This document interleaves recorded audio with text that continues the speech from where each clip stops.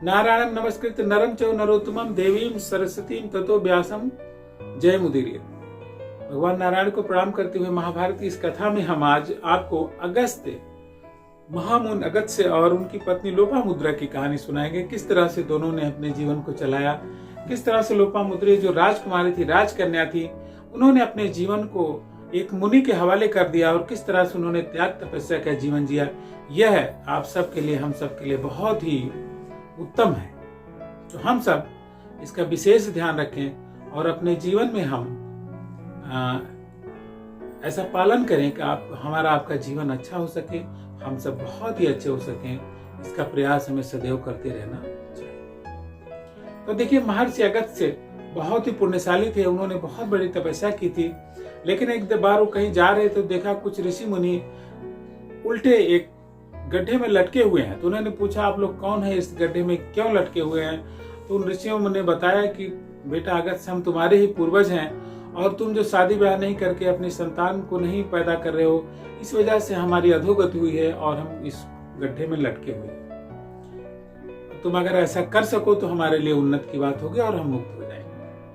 कथा ये कहती है कि अगस्त्य ने सोचा कि हम इस संसार में कौन सा ऐसी महिला है, कौन सी ऐसी कन्या है जिससे हम शादी कर सके और हमारी वंश परंपरा आगे चल सके। तो महामुनि अगस्त्य ने विदर्भ नरेश के पास जाकर के कहा कि हे भगवान, मैं आपकी पुत्री से पाण ग्रहण करना चाहता हूं। तो चूंकि अगस्त्य महाप्रतापी ऋषि थे, जिन्होंने आपको पता है कि विंध्याचल को आगे बढ़ने से रोक दिया था। प्राचीन काल में विंध्याचल बहुत आगे बढ़ रहा था, उन्होंने उसके आगे बढ़ने से रोक दिया और ऐसे महा ऋषि मुनि को वो नाराज नहीं करना चाहते थे। तो जब उनकी पुत्री ने बात सुनी तो उन्होंने कहा, पिताजी आप बिल्कुल परेशान हो, मैं ऋषि की सेवा में रहूंगी। और कहते हैं कि वह कन्या इतनी अच्छी थी, स्वभाव की इतनी अच्छी थी, उसने तुरंत ही अपने जो राजसी वस्त्र थे उसे उतार दिए और ऋषियों की तरह वस्त्र धारण कर लिए। और ऋषि उनको ले गए हरिद्वार में, अनंत बहुत सालों तक तपस्या करते रहे। उस कन्या ने उनकी हर प्रकार से सेवा की। कहते हैं उसकी तपस्या से चूंकि देखा कि उनकी पत्नी भी उन्हीं की तरह उन्हीं की अनुगामिनी है, तो उन्होंने क्या किया कि उन्होंने कहा कि अगस्त्य ने कहा कि अब ठीक है, हम लोग एक संतान को जन्म दें ताकि हमारे भी पूर्वजों का कल्याण हो सके। तो उनकी पत्नी ने कहा कि इस अवस्था में हम लोगों का साथ रहना सही नहीं है। हम सब जैसे मैं राजाओं के यहाँ रहती थी उसी तरह से अगर कोई व्यवस्था हो तो ठीक है। तो धन लेने के लिए महर्षि अगस्त्य कई लोगों के पास गए, लेकिन कई राजाओं ने अपना हिसाब किताब कायदे दिखाया जो बराबर था। अंत में उन्हें एक राजा से धन मिला और उस राजा ने, जो अन्य राजा इनके साथ गए थे, उन सबको भी धन प्रदान किया और ये सब लोग प्रचुर धन लेकर के आए।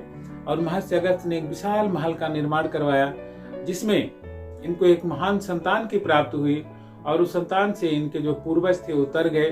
तो हम सब का भी कहते पुत्र ऋण ऋषि ऋण, और रहता है कि जब तक पितृऋण तभी दूर होता है, पितृऋण तभी दूर होता है जब व्यक्ति के संतान पैदा होती है और उस संतान के पैदा होने से जो उसके पूर्वज रहते हैं उनकी वंश परंपरा के एक निर्वाह हो जाता है। यह भी सनातन काल से भारतवर्ष की सनातन परंपरा है कि हम लोग विवाह करते हैं और विवाह के अंतर्गत एक जो सामाजिक वंश परंपरा है उसको भी आगे बढ़ाते हैं, जिससे पितृऋण की दूर होता है और अध्ययन करके हम ऋषि ऋण को भी दूर करते हैं।